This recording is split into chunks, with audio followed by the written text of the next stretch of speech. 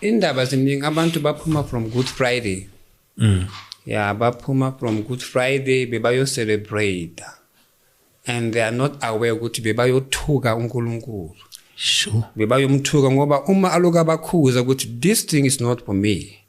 My own is Passover, not Easter, not Good Friday. The one for the Lord, the one for the children of Israel is Passover, celebrated on January. Celebrated on January 14, according to the Bible. And Passover le abantwana baka Nkulunkulu, the Israelites, they celebrated Passover because they remembered ngalesikhathi baphuma from Egypt. Ukuthi uNkulunkulu wabakhipha from Egypt. So wabatshela mabafika eCanaan.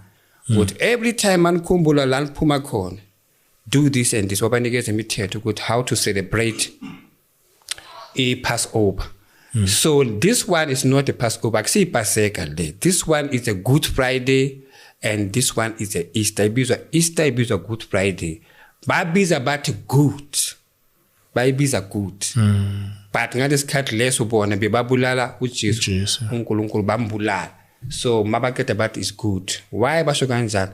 Bajabule ukuthi ya sambulala lo azimhlabeni azele kuzofela abantu sambulala thina. So that's why on that day, on that Good Friday, bona emkhathini baphuza igazi labantu abashone on the accident.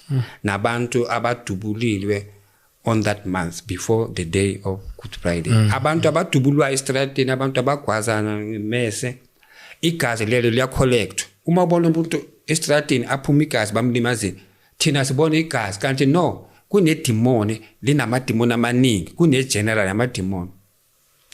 And inamademoni amaningi agcwele the whole world. This one is a general. It's a fallen angels. Then unamademoni wakhe awathume the whole world. Anyway, la kuvela accident, makuphuma igazi, amademoni according to these fallen angels, ba collect igazi. Once ubona umuntu aphuma igazi anywhere, you must know ukuthi kunedemoni eselizwile ukuthi igazi lizophuma, then liyafika fast lizo collector imbijana le yegazi liya collector liyabekwa liphuzwa on Good Friday.